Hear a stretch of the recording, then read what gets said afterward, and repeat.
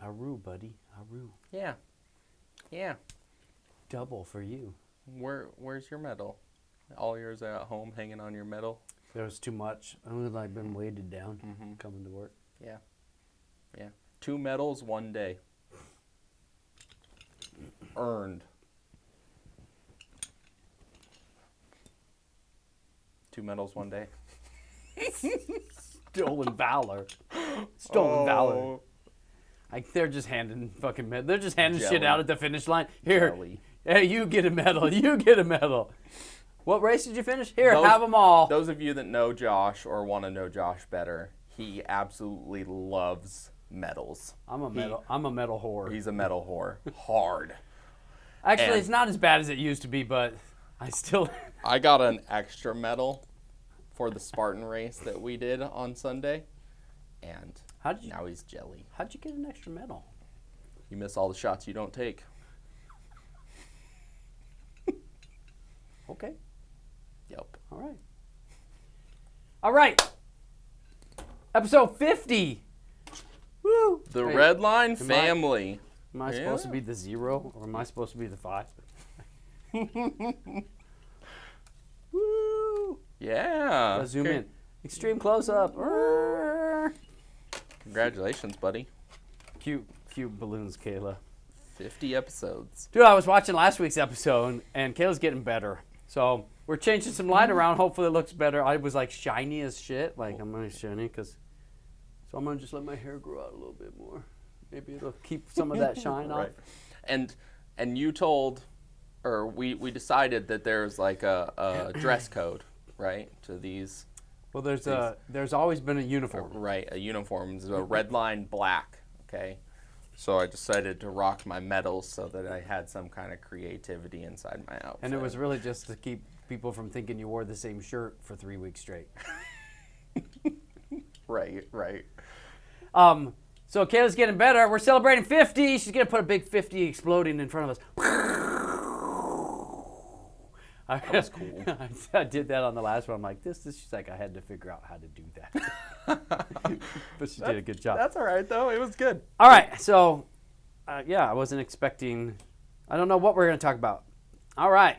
Let's do this. The origin of Redline. Fuck. Golly. All right. So this might be like a long podcast. This might be really long. It might be therapy. It might be tears. Think about it. When we were for those young. of you that don't know, I was a punk kid. I'm still a punk, right? Somebody still As was I. A lot of contractors, a lot of people in the trades end up there because school's not fun. School wasn't the right path. School was boring. There's a lot of things, you get into trouble, and reading a book isn't like your fucking go-to, right? Like, or just enjoying life. Like, my wife can sit on the couch and read. My wife can go on vacation and read. I'm like, we're on the beach and you're reading. What? Like, you can read anywhere. Like, reading is what you do, like, my opinion, like, on a plane, on the toilet. Like, not with my free time, right? Right, yeah. Unless I'm running, I'll do an audible. Like, I'll run an audible. But, like, I got into trouble as a kid. I got kicked out of high school. I'm a high school dropout. I did get my GED a long time ago. I did go to some college, but it really wasn't the right path for me. Getting kicked out of high school, my dad took me to work with him. My dad was an electrician. He's like, if I can't stay at home, neither can you. Get the fuck in the truck. Go make some money. And I was like, and we joked last episode, about, getting an apprentice and just having him dig a trench. But like literally, he had me dig a trench across the park, like across a dirt field. Mm-hmm. And when I was done, he just said, all right, backfill it. Ooh. Yeah, it was tough. Yeah. It was a lesson, like my favorite saying from my dad was, fuck around, soon you won't be around. Yeah. Like, you got to get your shit together before you die, right? Like, which also I interpreted as fuck around, you're fired, right? You know what I mean? Like, get the fuck out of here. And luckily, I was, lucky enough to be able to work with your dad for a couple years before he retired, and there was a lot of good lessons in there about fucking work ethic and make sure you're doing things right, and like. They just don't make them like that anymore, right? Like, it's a different mentality, a different environment, different work. Yeah, it's just different. So I went to work with him. That's how I became an electrician. Soon enough, I really, it was easy for me to grasp, right? So I started getting better. Ended up having to leave working with him. I wanted to cut my own teeth, right? Like, figure my own way, find my own way. And he was a service electrician, commercial service electrician. I went into new construction. I tried residential. I tried it all, and I came back to service. So service is where I was at. And the last job I worked for was M&M Electric. I was dating my wife when I started working there, and then by the time M&M went out of business, M&M was closing their doors. Their owner was trying to sell a lot of his assets. He owned a big lot downtown Phoenix, and they were doing some work, but there wasn't a lot of growth for that business going. So it was just like, hey, this is the exit plan, was sell the assets and retire. Right. So I was the last electrician there. And I had met another guy named Josh, who was an electrician at M&M. Actually, before that, probably another company, but we worked at M&M. We talked about going into business with each other, like becoming partners. Yeah. This was in 2008. No, probably 2005, because it was right before my son was born. His wife was in real estate. It was a boom, right? It was a boom from 2003, 4 to 2008, right? Whatever the crash was. And that was another thing, right? You're getting ready to have a son, and you wanted to be able to provide something more for your family. Right. I didn't know. Yeah. And I needed freedom, right? Yep. So I'm like, this is an opportunity for me to set my own schedule, right? And really just take a leap of faith at that point, But so Josh went out, got the license. We shook hands. We became partners. He went down, took the test, got us all registered, right? Mm-hmm. So I thought. I quit my job the day my son was born, and we started working. We worked together for a couple of years, but it was like I wasn't getting what we had discussed, what we had shook hands on. There was some issues there as far as what my expectations were and what he thought he was supposed to provide. So there was I learned valuable lesson there. Partnerships in business are hard. Oh man! Anybody who's ever tried it knows that it's a difficult thing to go into. Yeah, 100%. So. And knowing that now, it's like I try to manage expectations the best I can on anything that I commit to. And we learn from every experience. So 100%. There was just, it was a time where I found out that he hadn't put me on. I really didn't have any ownership there like we had discussed. And so I started saving my money again, studying after hours so I could take the test myself. I went down, took the test. I passed the test, tests aren't fun to take, especially if you work with your hands. And then it was like, I knew I needed to get out of that partnership, and it was either I could take it to him and we could talk about it, and but that would just prolong the bullshit that I've tried to get already. Yeah. And I needed to have a plan in place. I was never one to quit a job before I found the next one, right? Like, right. You always got to have a plan in place. And I've got a kid to provide for, and I live where the market drove us out to the buttfuck Egypt. I don't know if that's BFE bad term anymore. But like a market took us out to way the fuck out, So I was staying at my in-laws sometimes, because by the time I would get home, it was like an hour I'd have to get back up to drive in so I could be at the job. Well, at that, even like starting a business is hard. You're like sitting there getting ready, like, I need to have the freedom to spend time with your family. Well, jokes on you. Yeah, that's the last thing I got. Yeah. The last thing I got was freedom. I was working 80, 100 hours a week. Yeah, starting a business is tough. Nonstop. It was probably, Yeah, if I could go back, it's definitely freedom would have been. I wasn't allowed the freedom, but it really was a sense of freedom though that really helped. And and at any time I could say no. Yep. Right, I could turn it off. I could go home. I could handle my shit. So I decided. I sat and talked to my wife. I said, "Listen, we're going to do this. I'm going to do this myself." So we sat down. We discussed what that looked like, how we'd have to live on a budget for X amount of years, until we could get the company moving. Working with a partner, there was some back and forth. I'm trying to grow something, and he was comfortable. Yep. And most of his time was spent in new construction, and I was a service guy. So those industries are two separate industries. Very and different. When new construction took a shit in 2007, 2008, like it just started to go downhill. Mm. So, there wasn't enough. I didn't feel like the partnership was equal at that point, right? Not to mention it wasn't a partnership.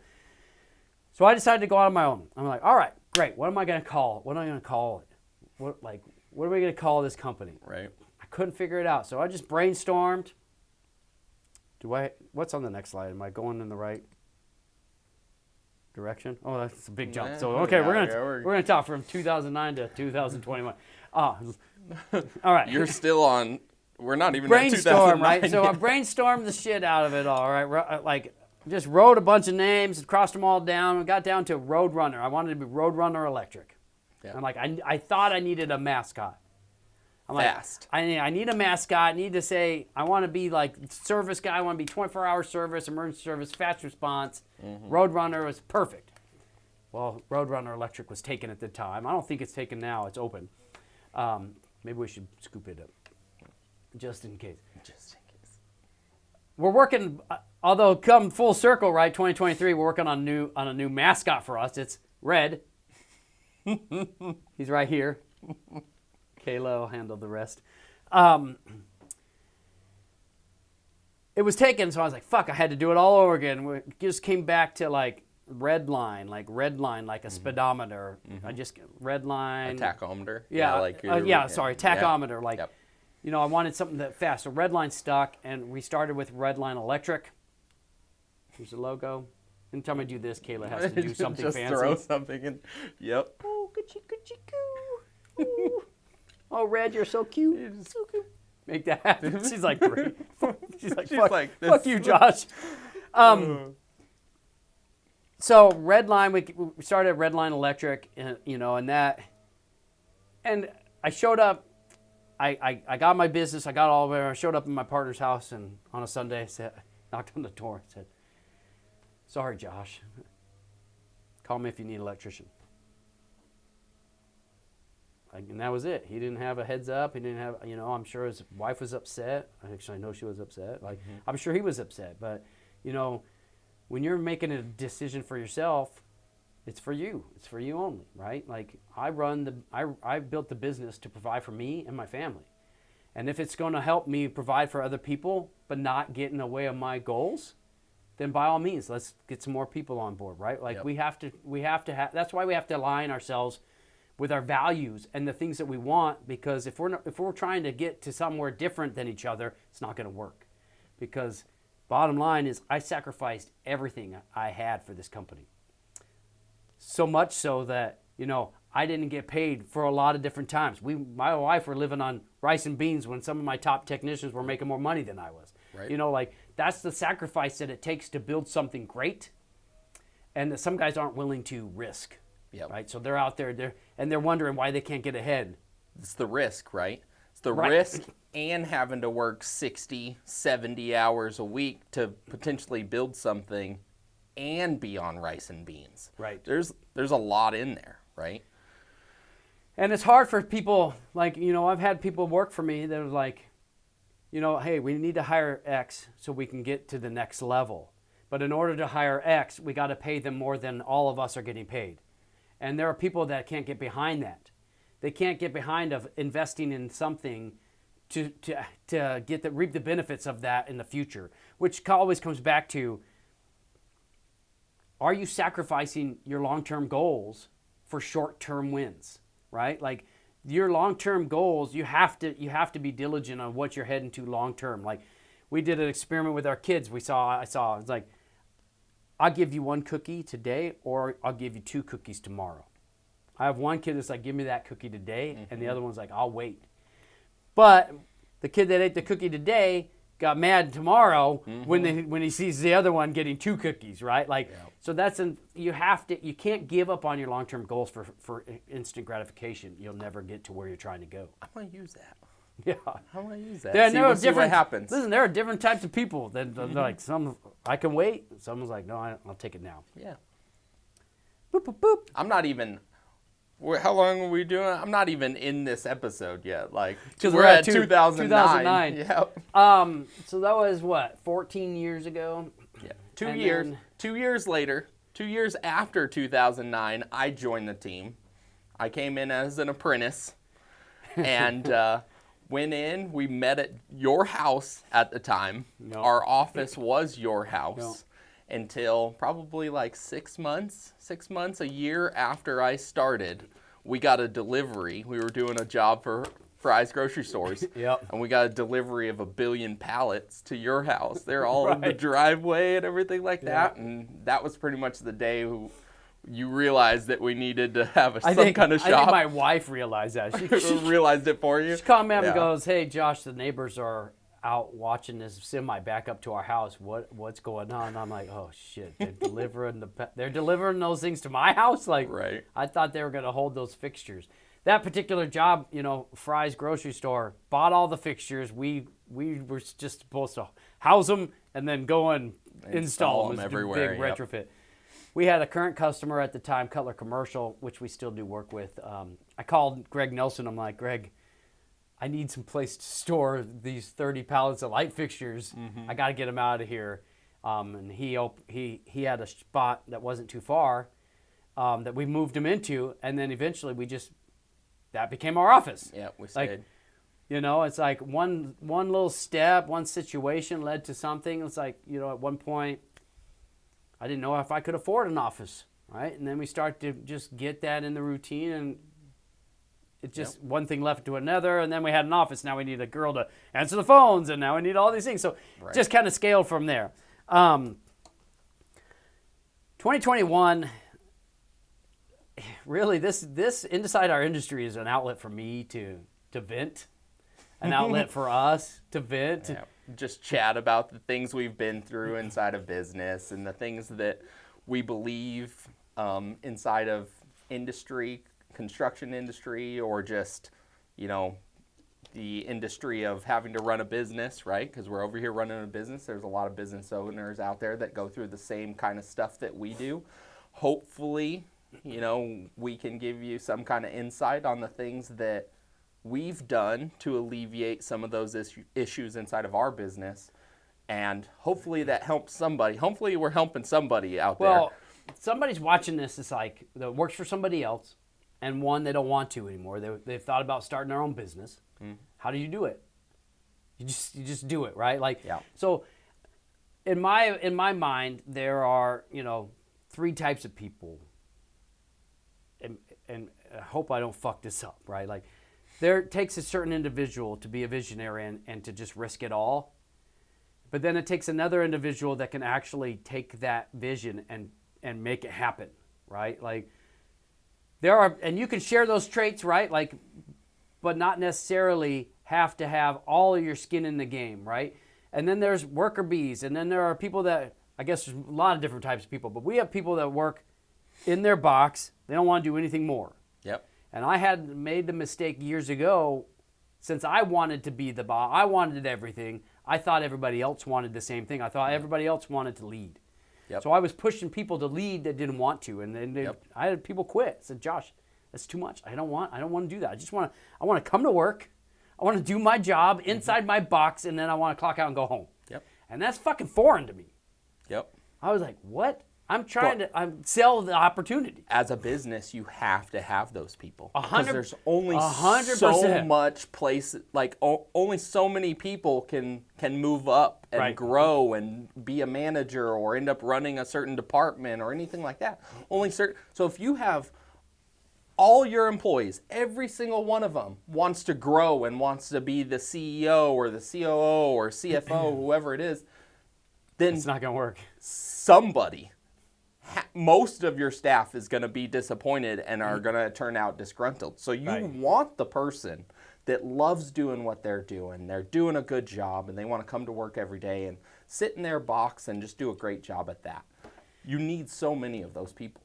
So yeah, I mean, so we created this podcast to talk about our industry, things that we wanted to see in the trades, try to help other trades, try to have fun and talk shit about some of the things we see, like we're missing straps or these guys that don't know anything, because there's nobody teaching anybody. It doesn't seem to be like it was when we were in apprentice. When I was an apprentice, I'd be with a journeyman nonstop. Now there's such a shortage of labor that the minute you understand how to change a light bulb, you're in a truck and that's all you get to do, right? Yep. So like, we just want to talk about our industry, have fun, share some knowledge, answer some questions, and help, really just help people. Yep. That's kind of where it started. Now we're at 50. We did take a hiatus there, COVID kind of messed some things up in between there. But we're back. Yep. These are some awesome episodes. The first episode, number 1, solar's a scam. Sunday. That was a different one though, huh? Like, like, we must talk about solar being a scam 100 times, right? Like, some of these seems great. There's a lot of bad companies out there. We got watch the episode. We, when we try to answer all the questions that are in the comments, like we have a line side tap. We had somebody come into our office, said, "Hey, I saw your guys' video. I was looking at."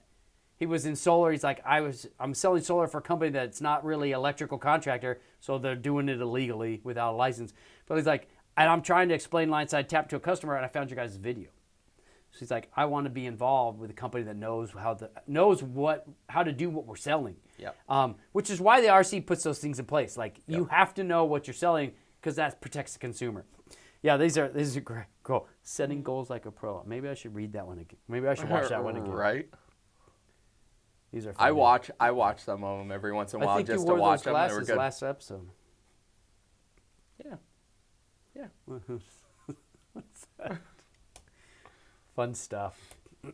Redline team. Oh, the Redline team. Man, the Redline team seen its ups and downs, right? Like every company. For sure. We see its ups and downs. So I can look at this team right here. Like, these individuals here have been with us, for years. Except for this one, Kayla. Kayla's new. Yep. A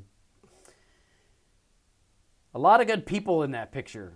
Right, a lot of good people that care, people that share our values. Yep.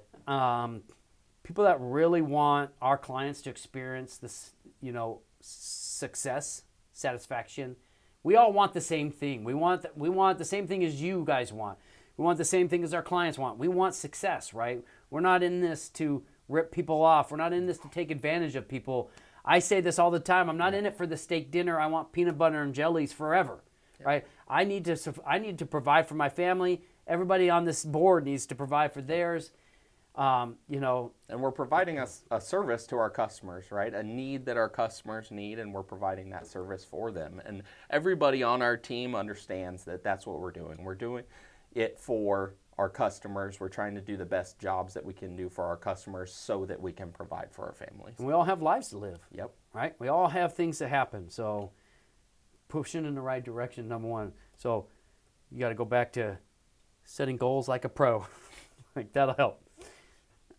Redline values. Oh, yeah. Empathy, humility, and accountability. I know what it feels like to have my power go out in the middle of the night. I know what it feels like to need somebody. I know what it feels like to be calling and trying to find a fucking service that'll actually show up. Yep. Somebody that'll care about what they're doing. Somebody that will, if it doesn't, will walk me through exactly what needs to be done and tell me what I need, suggest the things, and then fix it if it goes wrong. Because shit does go wrong. Nobody's perfect. Whether it's an issue with the building that we're working in, an issue with the tool that we're using, maybe even a subcontractor. we use our values. We live and die by our values. Yeah, we built a team based on these values. Everybody on our team shares these values so that we all have a common value structure. And it makes it a lot easier to come to work and be around other people. Because if I'm have to be around somebody that doesn't share my values on what we're trying to do, it's harder to come to work every day. We still have personality differences. Yeah, we definitely have personality differences. Everybody has their own personality, but values, the core values need to be aligned. It's funny because when I started my business, I had values. I just didn't put them on paper. Didn't put them on paper. I didn't think they were important. Yep. And then I was reading a book called The Advantage by Patrick Lencioni, and he talked about if you're running a business and your business has values, whether they're intentional or by accident. You're either intentional about what values you're hiring, firing, living by, or your business has accidental values, which could be everybody shows up to work late. We all care about showing up to work late. We all care about going home early. We all care, whatever it may be, like that culture starts to build values that can get out of hand that aren't healthy. Yep. And we put these values front and center. Yeah. Literally everything. Yep. It's on the back of every one of our shirts. It's on the trucks. Mine too. Literally. So we've built the company and the team that we have around these values. Empathy, sacrifice for others, humility, move without fear, own our outcomes is accountability. When we put these in place, I think at that point we had a team of about 9. The minute we were growing. Yeah. So we were looking for a new space, the space we're in now, which was like double what we needed. Now we need double the size of it. Yep. But when we put it into place, we had 9 people. And that was like a month before we moved. When we moved, we were down to 4. Yep. Like we knew some of the team. Dude, put your values. It has to be the leader, the owner, the founders. If you have partners, it has to be the partners. Like you have to put your values first. Otherwise, you're going to be making sacrifices that you can't afford. And then you need to build on those. Half of my team shared those values. And that's why half of my team stayed. The other half either quit, they opted out, right? They self-selected, or we asked them to leave because they weren't holding those values. And if we're going to stand behind a brand and stand behind a value, a promise that we're delivering to our clients, then we need to make sure 100% everyone gets to stand and deliver those values. Yep, and we had just moved into a bigger office. And now we're like, oh, fuck. Just moved into a bigger office. I remember, I was left. here. We didn't even have time to unbox. I was here with a bunch of boxes interviewing our new office gal. Uh-huh. And I called my wife. I'm like, hey, I got a gal coming in this big empty, can you come over? We just doubled the office space. I need somebody else in here to make her feel comfortable. Can you come over? And Case came over, was helping me put these walls up or paint or something all while fucking juggling a doll. Yep. So businesses are cyclical. We got to build things, man. You build your process, you build your functions around your current structure and where you're headed. Once you get there, you're like, man, we learned a lot, right? Process needs to be written. It needs to be documented, developed, documented, spread out to the rest, and then tested, right? Yep. Tested and refined. Like we're rebuilding all the time. Yeah. Changes. Just getting better and better and better. So our values push that drive, right? Like we do everything based on our values. Our promise is for our customers never be without power. What that means to me is you lose power in the middle of the night, we're going to send somebody over there. Yep. You lose power during business hours, we're going to send somebody over there. Yep. And we have ways we can get you back on, right? And that's if you lose power, right? So you're without it, right? Yep. But if you wanted a power right here so you can plug your phone in, whatever you need. We can do that too. You're without power right there. We're going to put power right there.